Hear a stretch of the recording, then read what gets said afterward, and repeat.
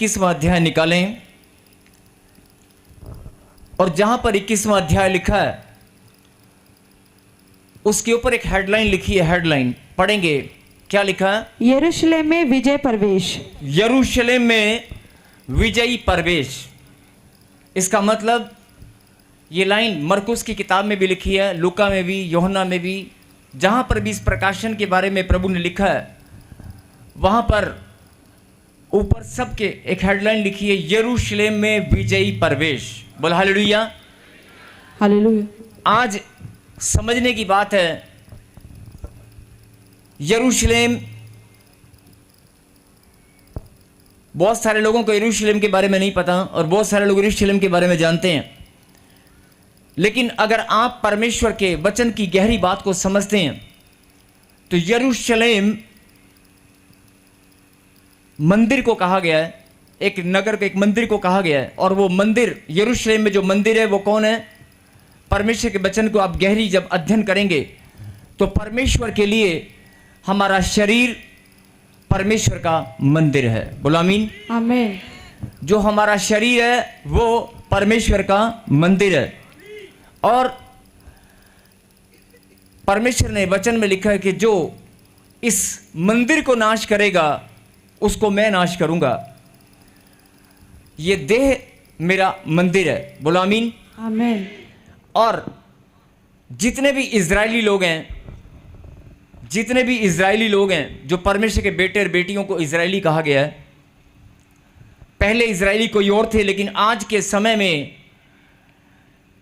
यीशु मसीह के बलिदान के, उसके जी उठने के बाद हम सब इजरायली हैं। बोलो आमीन। आमीन। परमेश्वर के वचन को जो गहनता से जानते हैं वो सब, उनको पता है कि इजरायली कौन है।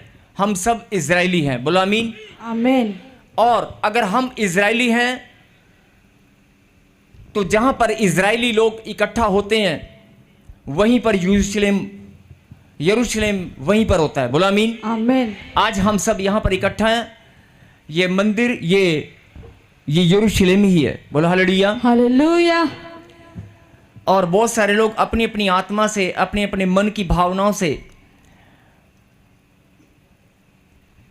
परमेश्वर को अपनी भावना जब आप अर्पित करते हैं तो आपको स्वयं पता लगेगा कि आपका यरूशलेम कहाँ है, आपका मंदिर कहाँ है, आपका यरूशलेम कहाँ है। और आपके पास जो अधिकार परमेश्वर ने दिया है बेटा और बेटी होने का, वो आपके पास है। बोलो आमीन।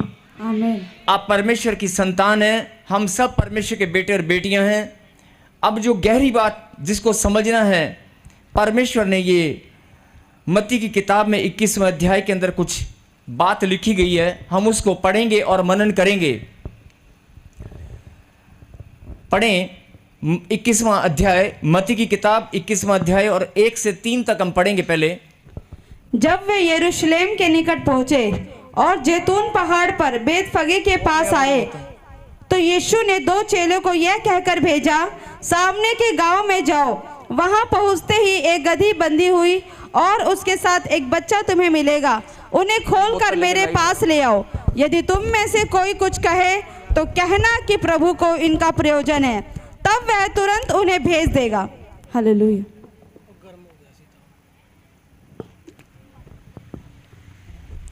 मत्ती उसके 21 के मैं 1 से 3 पढ़ रही हूँ। जब वे यरूशलेम के निकट पहुंचे और जैतून पहाड़ पर बेतफगे के पास आए तो यीशु ने चेलों को यह कहकर भेजा, सामने के गांव में जाओ। वहां पहुंचते ही एक गधी बंधी हुई, उसके साथ बच्चा तुम्हें मिलेगा। उन्हें खोलकर मेरे पास लाओ। यदि तुमसे कोई कुछ कहे तो कहना कि प्रभु को इनका प्रयोजन है, तब वे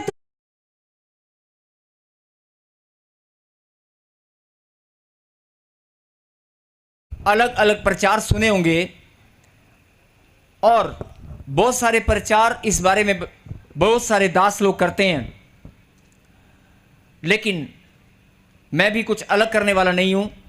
जो परमेश्वर ने बताया मैं उसी पर आपका ध्यान केंद्रित करने वाला हूं।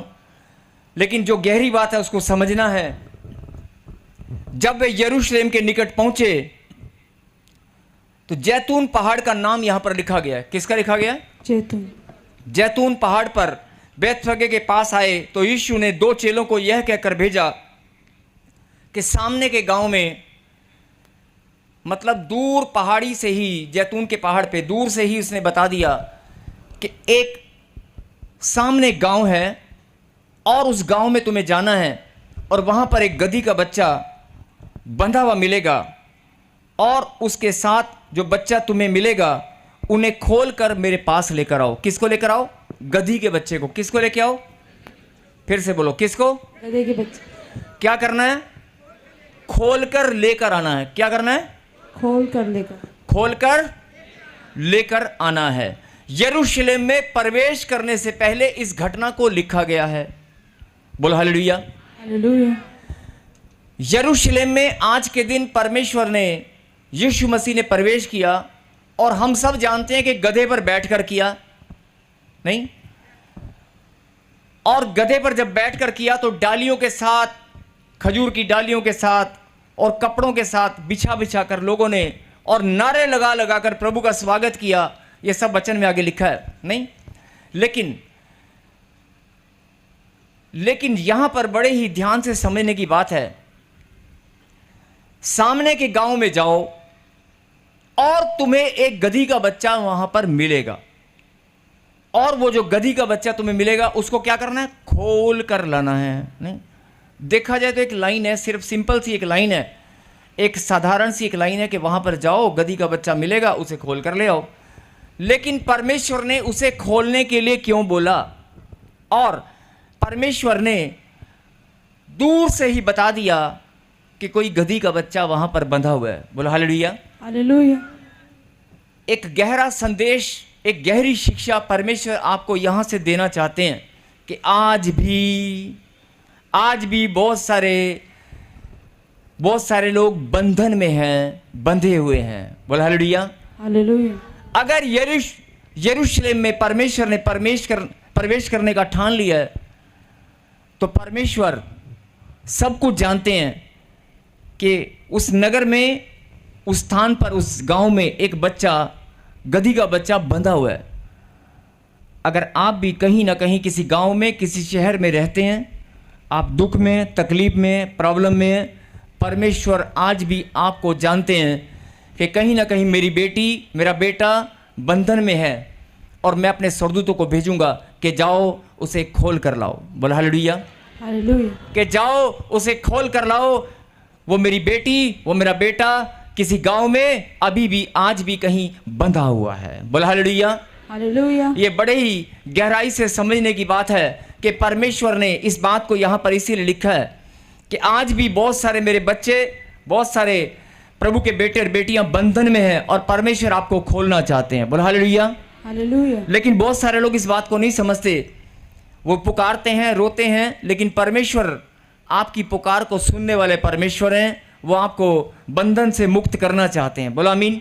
आमीन। और उसके बाद आगे जब आप पढ़ेंगे, अब आपको ये बात देखनी है कि अगर मैं भी बंधन में हूं, अगर मैं बंधन में हूं, तो जैसे परमेश्वर ने दूर से गधी के बच्चे को पहचान लिया, या वो बच्चा बंधा हुआ है और उसे परमेश्वर ने चुना कि तुझ पर मैं सवारी करूंगा। बोल हालेलुया। हालेलुया।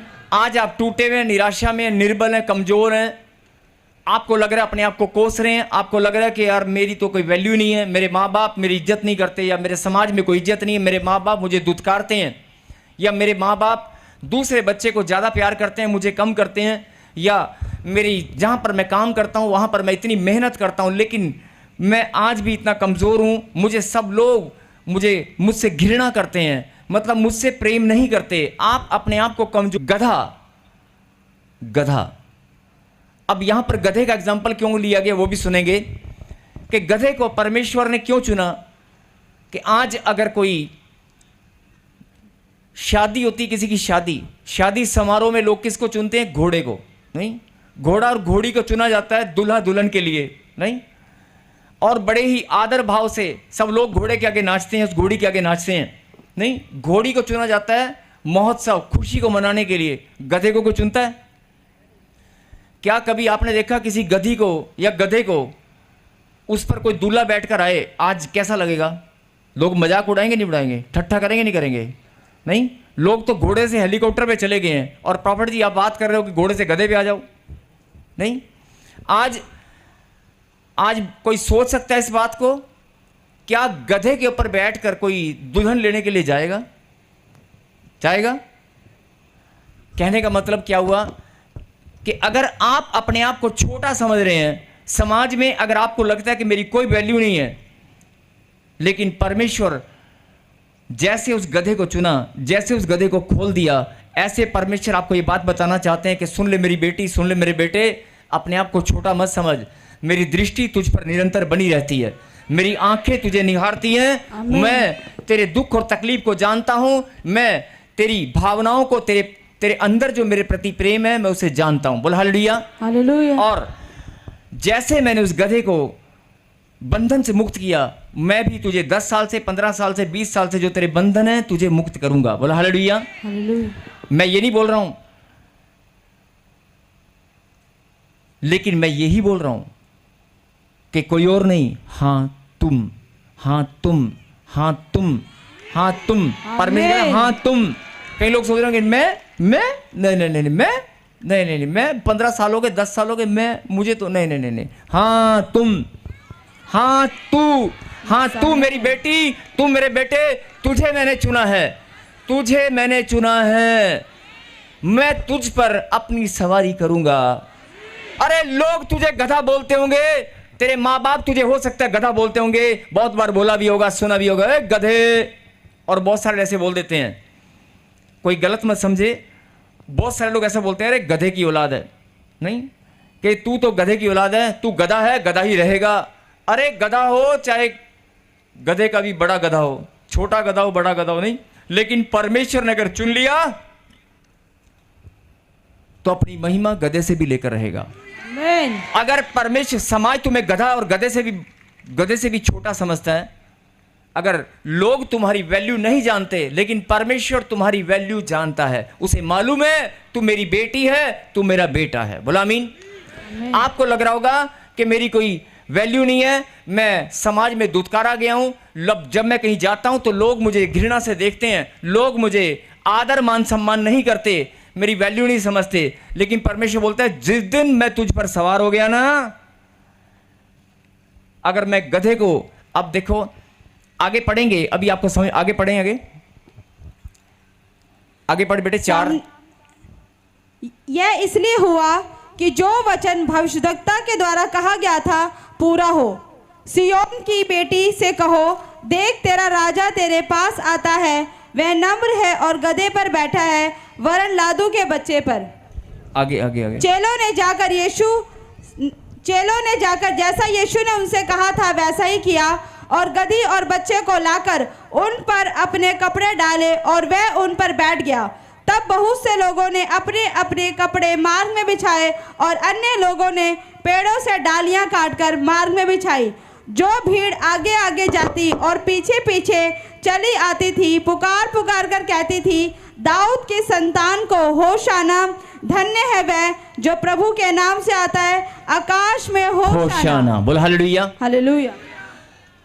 जब आप इस बात को पढ़ेंगे कि एक भविष्यवाणी यहां पर बताई गई है कि पहले एक भविष्यवाणी थी कि गधे के ऊपर बैठकर, और वो भविष्यवाणी को लोगों ने पूरा होते हुए देखा, और जो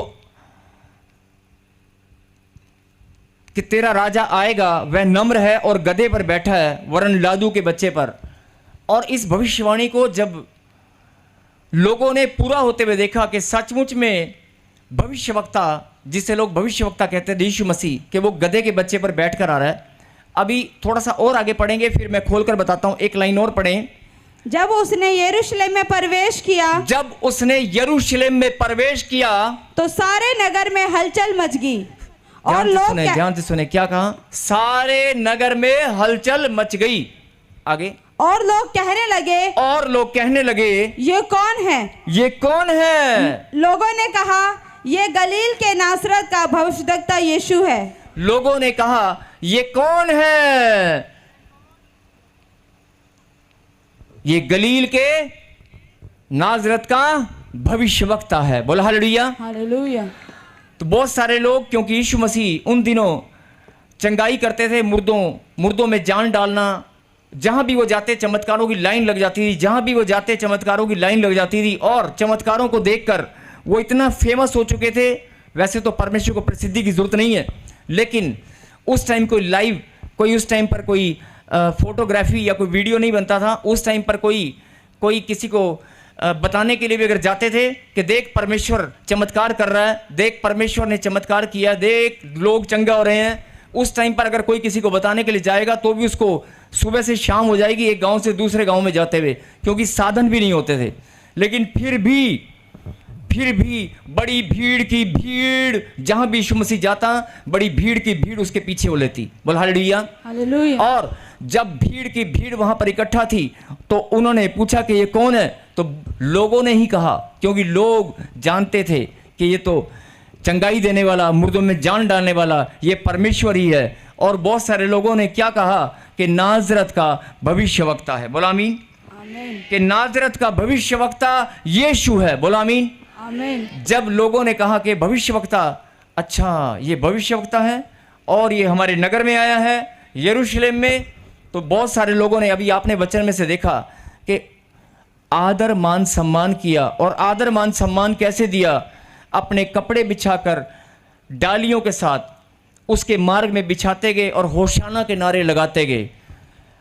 आदर मान सम्मान जब उसको मिला, अब आप ध्यान से सुनना,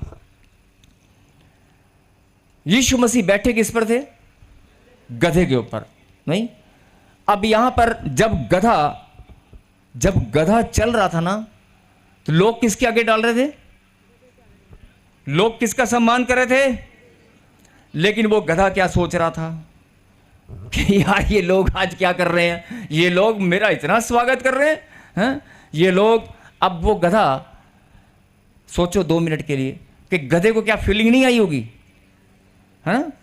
गधे को कितनी फीलिंग आई होगी कि यार लोग आज क्या कर रहे हैं, ये लोग आज। वो यीशु मसीह को थोड़ी देख रहा था, वो गधा किसको देख रहा था? वो गधा अपने आप को देख रहा था कि आज ये लोगों को क्या हो गया है। जो लोग मुझे लात मारते थे, जो लोग मुझे दुत्कारते थे, आज ये सारे के सारे लोग मेरे आगे कपड़े बिछा रहे हैं, ये मेरा स्वागत कर रहे हैं, ये वेलकम कर रहे हैं, ये नारे लगा रहे हैं, मुझे इतना आदर मान मिल रहा है। नहीं, वो गधा ऐसे सोच रहा था। सोच रहा। ऐसे ही बहुत सारे लोग, जब यीशु मसीह सवार हो जाता है, यीशु मसीह का आत्मा जिसके ऊपर ठहर जाता है, लोग घमंड से भर जाते हैं कि ले। उसमें बहुत सारे प्रभु के दास भी हैं, नहीं? उसमें बहुत सारे सुसमाचार सुनाने वाले, सेवा करने वाले भी हैं कि ले आज लोग मुझे आदर मान कर रहे हैं। किसी ने अगर कोट पैंट आपको दे दिया, किसी ने आपको भेंट दे दी, तो लोग सोचते हैं कि यार अच्छा मुझे भेंट दी। लेकिन वो भेंट देने वाला है, जो लोग भेंट देते हैं किसको देते हैं? परमेश्वर को। बोल हालेलुया। तो यहाँ पर ये शिक्षा, इसके अंदर परमेश्वर आपको बताना चाहते हैं कि घमंड से नहीं भरना। बोल हालेलुया। अगर आप सेवा करने वाले हैं, अगर आप सुसमाचार सुनाने वाले हैं, तो आप गधे की तरह मत सोचना कि ये सम्मान मुझे मिल रहा है। वो सम्मान परमेश्वर का है। बोल हालेलुया। हालेलुया। अगर आपको कोई सम्मान दे रहा है तो वो परमेश्वर को दे रहा है। बोल हालेलुया। ये आपको समझना होगा। और गधा उस दिन क्या सोच रहा था, आप सोच सकते हैं कि अच्छा आज तो मेरा दिन बहुत बेस्ट दिन है, आज तो मेरा बड़ा खुशी का दिन है, इतनी दुनिया, इतने लोग मेरे आगे जो मुझे कभी पूछते नहीं थे, नहीं, आज मुझे लोग मेरे आगे इतना स्वागत। सोचो अगर एक इंसान के आगे इतना बार बार घमंड आएगा कि नहीं आएगा? आएगा कि नहीं? यही बात परमेश्वर यहाँ पर बताना चाहते हैं कि अगर मैंने गधे को, अगर तेरे मन में भावना है कि तेरी समाज में कोई वैल्यू नहीं है, तो तू भूल जा, तुझे चुनने वाला मैं हूं, तुझे उठाने वाला मैं हूं, तुझे बढ़ाने वाला मैं हूं, तेरी समस्याओं से बाहर निकालने वाला मैं हूं, तेरे जीवन को बदलने वाला मैं हूं। बोल हालेलुया। आज तू रो रहा है कि मुझे गांठ है, गिल्टियां, पथरियां, रसोड़ियां, बीमारी है, कोई श्रापों का बहाना लेकर शैतान ने तेरे जीवन को नाश कर दिया है, घबरा मत, परमेश्वर ने तुझे चुना है। बोल हालेलुया। अगर परमेश्वर ने चुना है तो आज परमेश्वर तेरे जीवन को बदल कर रहेगा। आमीन। अगर परमेश्वर ने तुझे चुना है तो तुझे इस बात का एहसास होना चाहिए कि अगर वो गधे को चुन सकता है तो मैं तो उसकी संतान हूं। बोला हालेलुया। अगर वो गधे को चुन सकता है, गधे को इतना आदर मान दिला सकता है, तो मैं तो उसका बेटा हूं, मैं तो उसका वारिस हूं, मुझे मान सम्मान क्यों नहीं मिलेगा, मेरी आशीष मुझे क्यों नहीं मिलेगी। अरे कोई दुनिया की ताकत मेरी ब्लेसिंग को रोकने वाली नहीं है। बोल हालेलुया। हालेलुया। यही बात परमेश्वर आपको समझाना चाहते हैं। अगर तू बंधन में है, जैसे गधे को मैंने देख लिया था और अपने चेलों को जाकर बोला जाओ उसे खोल कर लाओ।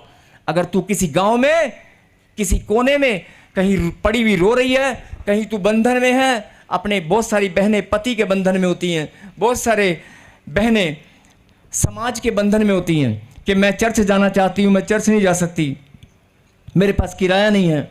या बहुत सारे लोग ऐसे बंधन में होते हैं जो किसी को बता नहीं सकते, कोई पाप की जकड़न में है। बहुत सारे लोग निर्बलता के बंधन में है, इतने निर्बल हो चुके हैं कि वो परमेश्वर से दूरियां बनती जा रही हैं। नहीं, अगर तू, पिछली बार मैंने बताया था कि धर्मी जन अगर 7 बार भी गिरे तो उठाकर खड़ा करने वाले परमेश्वर हैं। बोलो आमीन। और अगर तेरे जीवन में कोई बिजनेस कारोबार अगर आप करने की ठान ली है, परमेश्वर बोलता है तू मेरा वारिस है। अगर कोई काम का तूने ठान लिया है कि मैं बढ़ना चाहता हूं, अरे गधे को परमेश्वर बढ़ा सकता है तो तू तो उसकी संतान है। तुझे क्यों नहीं परमेश्वर बढ़ाएगा? अरे तुझे क्यों परमेश्वर नहीं बढ़ाएगा? बोल हालेलुया। हालेलुया। यही बात समझने की है। और यरूशलेम में जो विजय प्रवेश परमेश्वर ने किया, यरूशलेम के अंदर जो विजय प्रवेश परमेश्वर ने किया, आज का दिन मैं आपको बताना चाहता हूं, पाम संडे। ये भी हो सकता है आप सब लोग जानते होंगे, लेकिन फिर से इस बात को सुने और समझें। पाम संडे गुड फ्राइडे से पहले संडे है। गुड फ्राइडे से जो पहले संडे था वो पाम संडे है। और गुड फ्राइडे के दिन हम सब जानते हैं कि परमेश्वर ने अपने आप को बलिदान दिया, और ईस्टर के दिन वो तीसरे दिन मुर्दों में से जी उठे। बोला हालेलुया।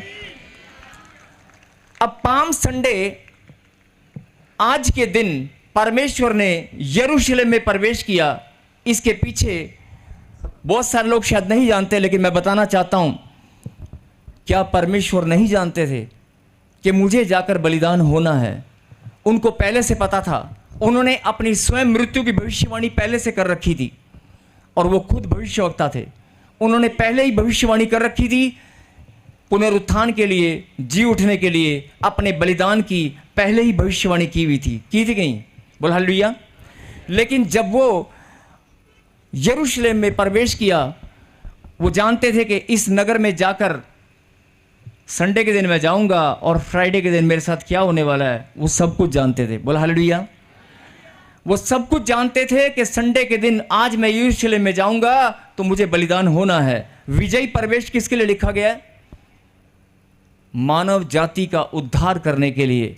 मानव जाति का उद्धार करने के लिए परमेश्वर ने पूरी संपूर्ण मानव जाति के उद्धार के लिए जो अपना बलिदान दिया, पूरे मानव जाति के उद्धार के लिए परमेश्वर ने अपना बलिदान दिया है। ये बात हम सब जानते हैं। बोला हालेलुया। और पूरे जगत को जीतने के लिए, खाली यरूशलेम को जीतने के लिए नहीं, पूरे जगत को जीतने के लिए, आप शैतान के जकड़न में हैं, आप बीमारी के जकड़न में हैं, आप कर्जे की जकड़न में हैं, आप कहीं बंधे हुए हैं, परमेश्वर ने आपकी जीत के लिए यरूशलेम में प्रवेश किया था। बोल हालेलुया। हालेलुया। अरे यरूशलेम में प्रवेश, विजयी प्रवेश ऐसे नहीं हुआ। यरूशलेम में विजयी प्रवेश परमेश्वर ने हम सब के लिए किया था। बोल हालेलुया। वो दिन ठहरा दिया गया था कि आज मैं इस नगर में जाऊंगा, अगर मैं जाऊंगा तो जीत कर ही आऊंगा, अगर मैं जाऊंगा तो मैं जीत कर ही आऊंगा। इसीलिए यहां पर लिखा है यरूशलेम में विजयी प्रवेश। विजयी प्रवेश मतलब प्रवेश करते ही जय की घोषणा, कि अगर मैं इस नगर में प्रवेश कर रहा हूं तो मैं जीत कर ही आऊंगा। मतलब प्रवेश करते ही जीत की घोषणा पहले से कर दी। वो जानता था कि मुझे बलिदान होना है, और इस नगर को नहीं, मानव जाति के उद्धार के लिए पूरे जगत को मुझे जीतना है। बोल हालेलुया। आज आप रो रहे हैं छोटी सी बीमारी के लिए, आज आप रो रहे हैं दर्द पीड़ा के लिए, घर के लिए, बच्चों के लिए। अरे परमेश्वर ने तो पूरे जगत को जीत रखा है। हर एक आशीष को आपके लिए जीत रखा है, हर एक खुशी को उसने जीत रखा है, हर एक आनंद को उसने आपके लिए जीत रखा है, हर एक पहले से उसने जीत लिया है। बोला आमीन। आमीन। आज आप रो रहे हैं कि मेरा जीवन में बदलाव कब होगा। अरे उसने तेरा बदलाव पहले ही जीत के रखा हुआ है। अरे उसने तेरी चंगाई को पहले ही जीत कर रखा हुआ है। आमीन। यही बात समझने वाली है। परमेश्वर बोलता है, सुन ले मेरी बेटी, सुन ले मेरे बेटे, हो सकता है तूने मुझसे दूरियां बनाई होंगी, हो सकता है तू भटक गया होगा, हो सकता है तुझे शैतान ने भरमा दिया होगा, हो सकता है तू मुझसे दूर चला गया है। कोई बात नहीं, आज भी मैं तुझे पुकार पुकार कर यही बात बताना चाहता हूं। सुन ले मेरी बेटी, सुन ले मेरे बेटे। अरे जिस बीमारी से, जिस कर्जे से तूने हार मान ली है, जिस बेरोजगारी से तूने हार मान ली है, अरे उसे मैंने जीत लिया है। आज से नहीं, 2025 साल पहले पाम संडे के दिन उस नगर में प्रवेश करते ही मैंने जीत लिया है। आमीन। मैं जीत चुका हूं। लेकिन आमीन। अब ये बात तुझे अभी तक समझ में नहीं आई, ये तेरी गलती है। आपको समझना है कि परमेश्वर ने मेरे लिए, मेरी ब्लेसिंग के लिए, मेरी खुशियों के लिए, मेरे उज्जवल भविष्य के लिए, ध्यान से सुने, उज्जवल भविष्य के लिए, आपकी खुशियों के लिए, आपके आनंद के लिए परमेश्वर ने पाम संडे के दिन विजयी प्रवेश यरूशलेम में किया था। आमीन। वो उसने 2025 साल पहले ही सब कुछ जीत के रखा हुआ है। लेकिन आज भी बहुत सारे लोग हार मान के बैठे हैं। आज भी बहुत सारे लोग प्रार्थना करते हैं और बोलते हैं मेरे में ये प्रॉब्लम है, मेरी ये प्रॉब्लम है। अरे तेरी सारी प्रॉब्लम को परमेश्वर ने जीत रखा है। बोला हालेलुया। हालेलुया। जिनको लग रहा है जीत रखा है वो ताली बजाकर धन्यवाद कर रहे हैं। आज आप बोल रहे हैं मेरी बाजू ऊपर से उठती नहीं है। आज बोल रहे हैं कि मेरे घर में प्रॉब्लम है, मेरे बच्चे कहना नहीं मानते हैं। अरे तेरे बच्चों के मन को परमेश्वर ने जीत रखा है। आज आप बोल रहे हैं कि मेरी बेटी मेरे कहने में नहीं है। आज आप बोल रहे हैं मेरा रिश्ता खराब हो चुका है। आज आप बोल रहे हैं कि मेरे बच्चे कोर्ट कचहरी में धक्के खा रहे हैं, तलाक की लाइन लगी हुई है। मेरा खुदा बोल रहा है कि रिश्तों को मैंने जीत रखा है। फिर से रिश्ते, सब डॉक्यूमेंट्स, जो प्रॉपर्टी, कुछ भी, जो भी पहाड़ जैसी समस्याएं हैं, परमेश्वर ने सबको जीत रखा है। बोला हालेलुया। हालेलुया। और जो लोग इस बात को समझ चुके हैं वो अपनी आज जीत की मोहर आपके ऊपर लगेगी और आप लेकर ही जाएंगे। आमीन। पाम संडे के दिन जिन्होंने भी आज परमेश्वर को आज वेलकम किया है, जिन्होंने आज खुदा को, ये वेलकम खाली डाली उठाकर ऐसे नहीं है, आपके दिल की भावनाएं, आपके अंदर की भावनाएं, आपका प्रेम, आपने आज पवित्र मंदिर ताजपुर चर्च में आकर जो आज आपने धन्यवाद की भेंट चरणों में अर्पित की है, जो आपने वेलकम किया है। कैमरामैन दिखा दे, देख, पूरे जगत में संदेश जा रहा है कि आज उस परम पिता परमेश्वर को हम सच्चे मन से धन्यवाद करते हैं, उसका वेलकम करते हैं, जिसने यरूशलेम में विजयी प्रवेश आज के दिन किया था। और मेरे अंदर भी आज वो आएगा, मेरे जीवन में भी आज वो आएगा। आज मेरे जीवन में, मेरे घर में मेरी ब्लेसिंग, मेरे जीवन में, मेरे घर में, मेरे रिश्तों में आज वो फिर से विजयी प्रवेश होगा। आमीन। आज भले ही मैं टूटा हुआ हूं, भले ही मैं बीमारी से हार मान चुका हूं, भले ही हॉस्पिटल में कैसी भी रिपोर्ट आ चुकी है, भले ही प्रॉब्लम कितनी भी, आज मैं खुदा का वेलकम करूंगा। आज मैं उस खुदा का वेलकम करूंगा। आज मैं धन्यवाद करते हुए वेलकम करूंगा और मैं बोलूंगा मेरे पिता, आज मैं वेलकम करता हूं। आज पवित्र आत्मा परमेश्वर मेरे अंदर प्रवेश करेगा। मैं गधा, भले ही मैं गधों के समान जी रहा था, भले ही मैं गधा भी क्यों ना हूं, लेकिन अगर मैं समाज के लिए गधा हूं, ठुकराया गया हूं, मैं ठुकराई गई हूं परिवार के लिए, तो भी परमेश्वर का वचन मैं जान चुकी हूं। आज मुझे ये बात पता चल चुकी है कि परमेश्वर ने मुझे चुन लिया है। अगर उस गधे को चुनकर परमेश्वर सवारी कर सकता है तो आज मेरे ऊपर भी खुदा सवारी करेगा। आज मेरे अंदर भी परमेश्वर का आत्मा मुझे बोल रहा है कि मेरे बच्चों, अपनी निर्बलता से बाहर आओ। तुम्हारी निर्बलता को मैं जीत चुका हूं। आमीन। अरे तुम्हारी निर्बलता को मैं जीत चुका हूं। आमीन। मैं जैसे यरूशलेम में विजयी प्रवेश किया था, आज मैं तेरी समस्याओं को, तेरी प्रॉब्लम को, तेरे पाप वाले गढ़ को जीतने के लिए फिर से प्रवेश करूंगा। आमीन। अपने मन से, अपने हृदय से फिर से पुकार कर देख, फिर से पुकार कर देख। अगर 7 साल से बच्चा नहीं है, 10 साल से बच्चा नहीं है, शैतान ने आपके शरीर में घुसकर, आपके परिवार में, आपके रिश्तों में घुसकर अपना डेरा बनाया होगा, लेकिन वो शैतान जानता है कि मैं हारा हुआ हूँ। वो शैतान जानता है कि मैं हारा हुआ हूँ। हर एक जीत, हर एक ब्लेसिंग परमेश्वर के बच्चों के लिए है। मैं नकली का कब्जा करा कर बैठा हूँ, आज उसको पता चलेगा। अगर आप बोलेंगे कि यीशु मसीह मैं आपका वेलकम करता हूँ, आज जैसे यरूशलेम में आपने प्रवेश किया था, आज आप मेरे जीवन में, मेरे हृदय में फिर से प्रवेश करने वाले हैं। आमीन। और ये प्रवेश जीत का है। आमीन। 10 साल से, 5 साल से, 3 साल से आप हारे हुए हैं। सोच के द्वारा, विचारों के द्वारा आप बहुत बार हार मान चुके होंगे, लेकिन परमेश्वर का आत्मा बोल रहा है कि सुन ले मेरी बेटी, कर्जे में, बिजनेस में, कारोबार में आप हार गए होंगे, कोई बात नहीं। रिश्तों में हार गए होंगे, लड़ाई झगड़े में आप हार गए होंगे, अरे कुछ भी हो, कैसी भी हार का सामना आपने किया हो, लेकिन आज परमेश्वर बोलता है पाम संडे के दिन जितने भी लोग ऑनलाइन देख रहे हैं, जो ब्रांच वाले देख रहे हैं, हर एक ब्रांच वाले के लिए, हर एक ऑनलाइन देखने वाले के लिए, हर एक परमेश्वर के मंदिर में बैठे हुए उसके बच्चों के लिए मैं प्रार्थना करता हूं, मेरे खुदा आज आप इनके जीवन में, इनके हृदय में फिर से प्रवेश करें और ये तेरे बच्चे जानने पाए कि प्रवेश जीत का प्रवेश है। आज अपनी समस्याओं से आप जीतने वाले हैं, बोलो आमीन। आमीन। और जिनको पता है कि मैं ये यरूशलेम मेरे अंदर प्रवेश, यरूशलेम जैसे परमेश्वर ने यरूशलेम के अंदर प्रवेश किया था, आज वो मेरे अंदर प्रवेश करेगा, मेरे जीवन में प्रवेश करेगा और मैं जीत जाऊंगी। आमीन। और मैं जीत जाऊंगा। वो धन्यवाद कर रहे हैं और होशाना के नारे लगा रहे हैं आसमान, होशाना, होशाना, फिर से होशाना, जय जयकार, होशाना। मेरे खुदा, ये गांठ, गिल्टियां, पथरियां, रसोलियां, कैंसर, टाइफाइड, काला पीलिया, ये सिर दर्द, ये लकवे की बीमारी, ये इनके मन की बेचैनी, अरे जितनी भी समस्याओं का रूप शैतान ने इनके जीवन में बनाया है, जितने भी लड़ाई झगड़े, जितने भी रिश्तों में खराबी शैतान ने इनके बनाई है, मेरे खुदा ये जानने पाए कि परमेश्वर ने अपने बलिदान के द्वारा पूरे जगत को जीत लिया है।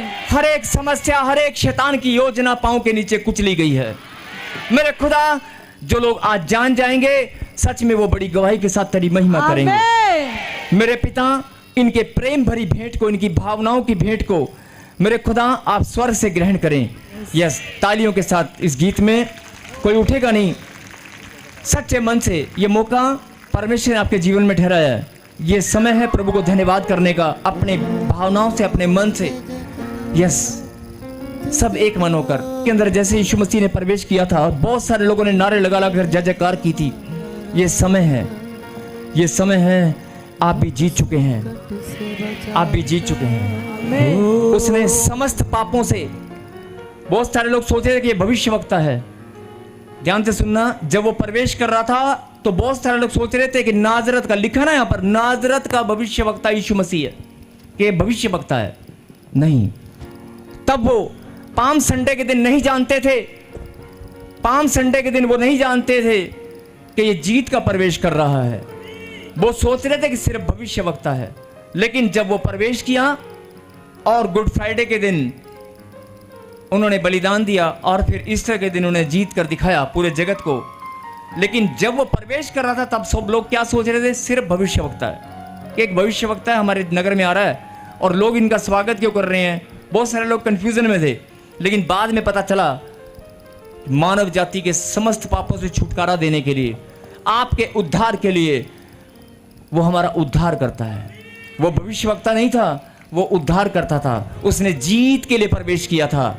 ये तब लोग नहीं जानते थे, लेकिन आज जान चुके हैं। जो जान चुके हैं वो ताली बजाकर प्रभु को महिमा दे रहे हैं। और गुड फ्राइडे के दिन सब लोग यहाँ पर, आपको मैसेज, सब लोग यहाँ पर आएंगे।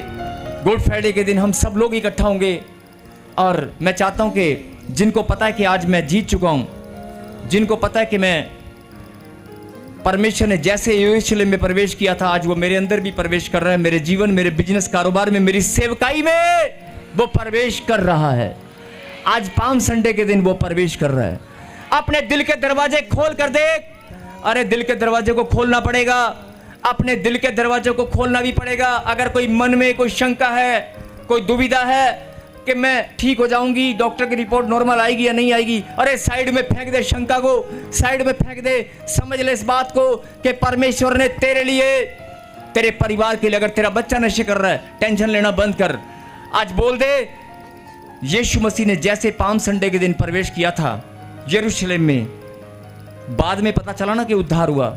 आज परमेश्वर का आत्मा मुझे बोल रहा है कि सुन ले मेरी बेटी, सुन ले मेरे बेटे, फिर से अपने मन फिरा, फिर से अपना मन फिरा और धन्यवाद कर।